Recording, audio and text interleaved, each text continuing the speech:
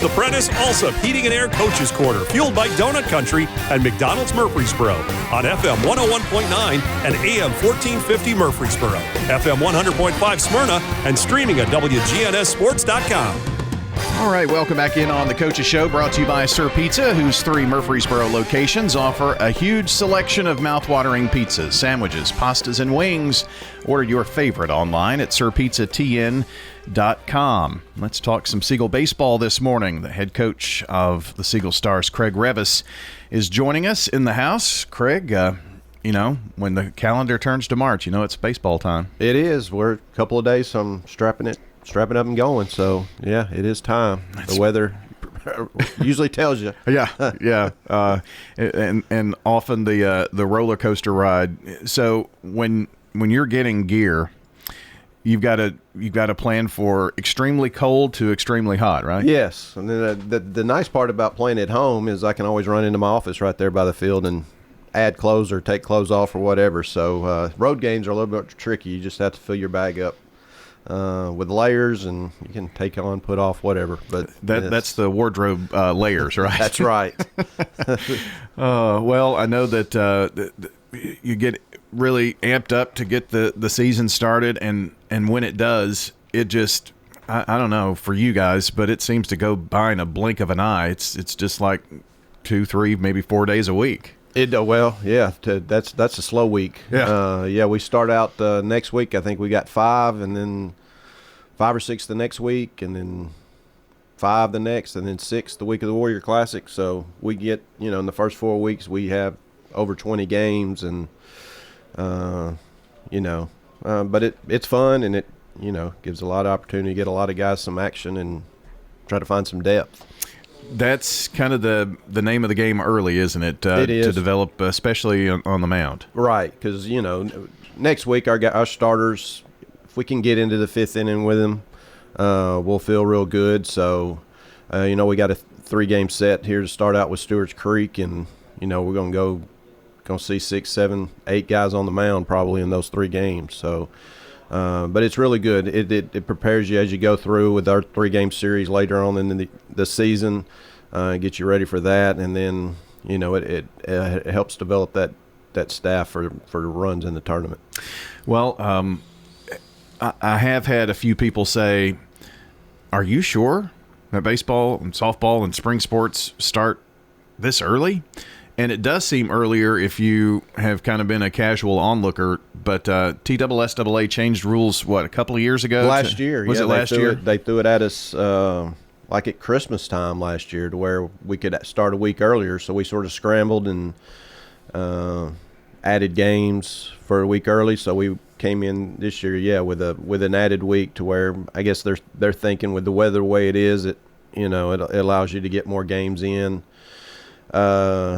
And make up for some rainouts and some things like that. But, it's added 5 or 6 games to our schedule is what we've been able to do. Well, that's interesting. And, we know you've got to get in those district games. Sometimes, you try to reschedule a game if you can because of weather. Sometimes it just doesn't work out, so maybe that extra week gives you a little more leeway. Gives you a little leeway there to get some extra games in that the weather could impact.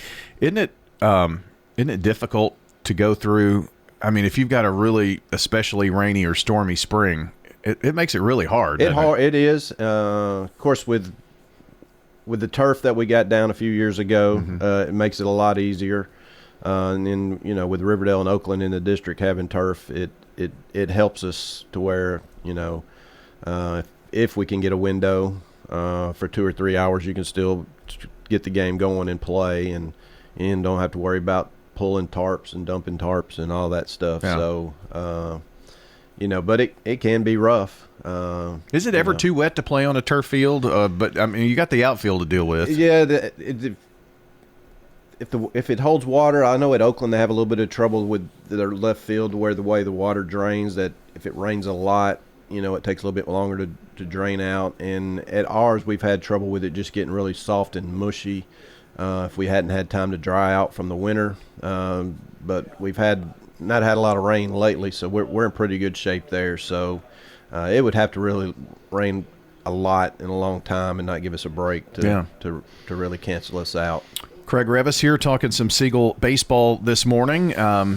Your coaching staff is pretty much intact, the same as it has been. I think you've got an addition, though, right? Yeah. Coach Intrican's still our pitching coach. Coach Chad Fields is our head assistant. Both of those guys do a great job. Tyler Reeder's still been in our JV coach. I've had those three guys with us, I don't even know how many years now, 7, 8 years, to where that, no turnover there is fantastic. Sure. They remind me of things that have to get done, and, just stuff gets done because we've been doing it so long. We have added Sean Middleton's going to help out a little bit with the JV this year. So he'll help out Coach Reeder at some times. But, that's our staff, and they do a good job. I'm blessed to have those guys. Well, with so many we'll just call them bright personalities there, I mean, I guess it's never dull in the dugout, I wouldn't think. Absolutely not ever dull in our dugout, and you better stay on your toes, or you may catch a zinger at any time. But they're fun guys, and they do a great job. I mean, you spend so much time, especially when the season starts. I mean, it's 3 months, hopefully, and make a deep run. But there's a lot of stuff that's done before March, and that's really the key to a baseball team. And we've sort of come up with a new term this year, coaches construction, where we've built some plywood walls, and we just finished up a project yesterday, sort of revamping our turfs ads and signs that we got facing Thompson Lane, where we've added some wood frames to make it look a little better and stuff like that. So we had later today is a trash haul. We got to clean up all the trash around and make sure everything's just right for the start of the season on Monday. Who is the foreman on the coaching? Coach Fields, Chad Fields, okay, is our foreman. He's our resident woodworking guy. He's taught drama in school in the past and has a lot of experience with woodworking and set building. So he's sort of the go-to there. Craig, I know that it's going to be a minute before we start district. Let me ask you this question first. I know this is going to be the last year of the current configuration of the district, and it's going to radically change coming up next year, and that also radically changes the number of games that you have to play outside of the district too. Right. So we lose Blackman out of our district, and we'll be down to just a 4-team district, which will be really odd in the fact that we won't play. We'll stick with the 3-game series, but we won't have to play till the last 3 weeks of the season. That's when we'll play our 3-district series.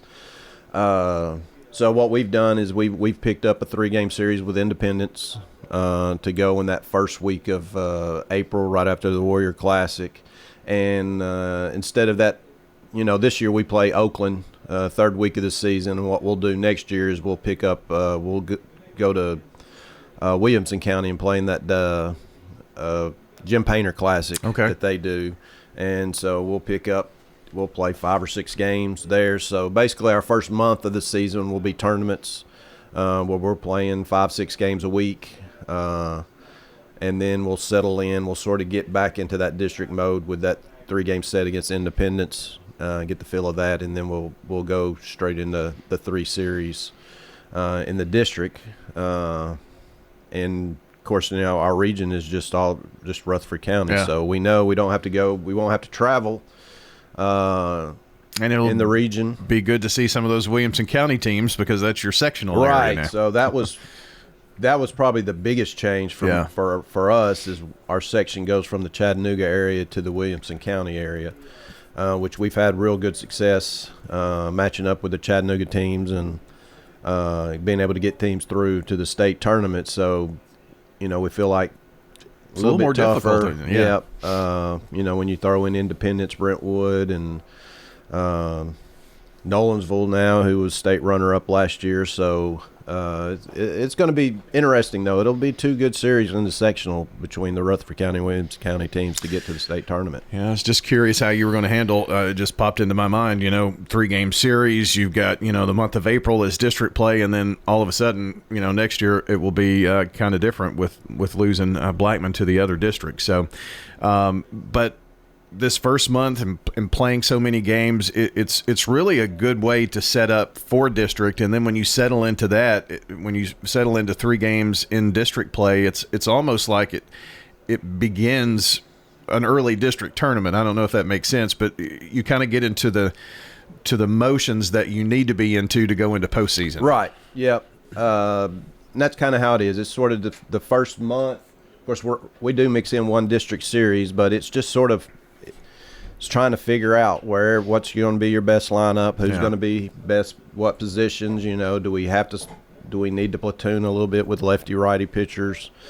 So what we'll do is these first 11 games or so, we'll play a lot of people and try to find the guys that are playing the best, and that's who we'll set up against Oakland for that 3-game series, and then I think we've got 8 games between that series and before we play Riverdale. So those 8 games, we'll sort of do it. We'll go back to it and see who's got the hot hand going into the Riverdale series, and that's sort of how we'll ride it out the rest of the way, probably, as long as we can stay healthy.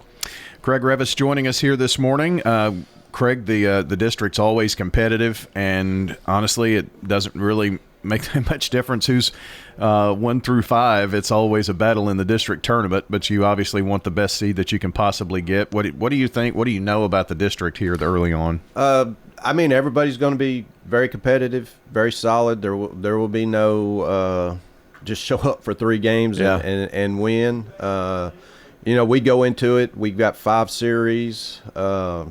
We feel like to win the championship, the regular season, you need to have at least 1 sweep, maybe 2, and then win the rest of the series. We feel like you got to win every series to have a chance, which is big because we still have the automatic bid into the region for the regular season winner. Tournament play for us does start pretty much as soon as we start district play, because we're fighting for a region spot right there. So, but it's there are no give-me's. Everybody's got good arms. Everybody's got guys that can play. We feel like we're going to have a chance to win every time out. So, it's a lot of times it's going to come down to late innings or who doesn't make a mistake or things like that. And, last year we were able to sort of ride it out as a team that made the fewest mistakes and put up some runs towards the end of the year, and so that's what we're hoping will happen again this year, but we'll see. Well, we know the bats are always maybe the last thing to come around, and that's playing so many tournaments and stuff helps with that. But talk to me about your pitching. I've heard a lot from others who really think that you've got maybe one of the deeper lineups here. Well, we feel like it. We do. Starting Monday will be Ryan Russell, who has pitched a little bit last year, but had a really good summer, has come on, he has really done a good job in the weight room. His velocity's gone up. He's a junior, and he's going to, going into the season, he'll probably be our number 1. He's got a chance to have a really good year. If he throws strikes, and he's going to be tough to hit. He's an upper 80s, 90 guy with a real good breaking ball. And probably our biggest returner from last year that gave us innings last year that sort of came out of nowhere last year is Challen Patterson, who's just committed to King College. We love this kid because he's one of these kids in high school that you don't really see coming.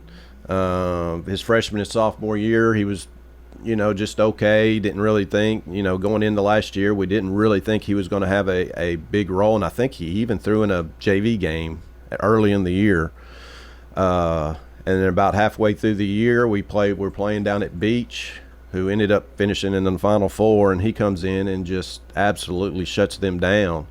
And was sort of our shutdown guy for the rest of the season. and so he's going to come in. He's going to start game 2.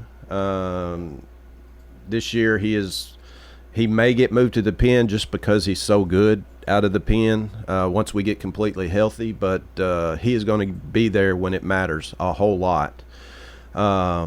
Colton Barron, who was our number 1 last year, ended up tearing his UCL halfway through the season, has had Tommy John surgery, and we will start getting him back live action about midway through the season. We're hoping by the last series that he can go out and give us 3 or 4 innings, and then running into the tournament, give us 4 or 5 solid innings in a start there. So it's iffy because you just don't ever know how they respond. But he threw his first, I think yesterday he threw live as far as against live hitters for the first time, and he looked good. I mean, he was, first time out off Tommy John's, he's sitting 85 to 87, pretty easy. So we definitely feel like we're going to be a lot stronger towards the end of the year when he comes back. Jackson Barrett would have been starting this week, but he's had an elbow flare-up, and he's been shut down for about 6 weeks. So we're anticipating getting him back towards the end of the year too. So he's another guy that's a top-end starter that we feel at the end of the season there's 2 guys that could probably pitch for anybody in the district that we're going to be getting back. Cooper Underwood will start our 3rd game this week. He had a good season last year, ended up no-hitting Summit at the end of the year. And he's a guy that doesn't throw real hard, but just knows how to pitch, mixes up pitches and does a good job and gives you a chance to win every time out. He actually started against Farragut in the state tournament last year and did a good job. We gave up 6 runs against them there when they had been putting up 15, 20 and coming into the state tournament and things like that. So let's see, we've got Drew Hostetler, who didn't really throw much last year, has stepped up this year and is going to come in and give us some innings out of the pen. He has looked very good so far this preseason. Got Jackson Zeltner, who moved into our zone, was at Blackman last year. He's thrown the ball pretty well. He's going to come give us some spots out of the bullpen. Ethan Swain will probably start a game this week, next week at some point. Senior that's just sort of hung around every year and done what we've asked and has thrown really well this spring. Sophomore Josh Duggan from the left side, left-hander. He'll probably be our first out of the pen this coming up this week. He's thrown really well, done a great job. And we're looking for a couple of surprises. A kid named Parker Robinson has thrown well. That may give us a chance to give us some extra innings. And I'm sure there's a couple others there that we can, but we feel like we can go 5 or 6 deep. Yeah. Pretty good. And then we feel by the end of the season we're going to feel real good having had a couple more arms out there that are college-type arms that we're not going to have at the first of the year. We'll always look forward to this time of the year when I drive by and see the lights on every night for something going on. Absolutely. So it's either a JV game or a varsity game going every night. It's a sign of spring. Yes. So we'll look forward to it. And, Coach, we'll see you at the ballpark here real soon. All right. Look forward to it. Craig Reavis joining us this morning on the Coach's Show, brought to you by Tennessee Orthopedic Alliance. TOA, the largest and most comprehensive orthopedic surgery group in Middle Tennessee. Find out more at TOA.com. The Blue Raiders fan source for officially licensed Middle Tennessee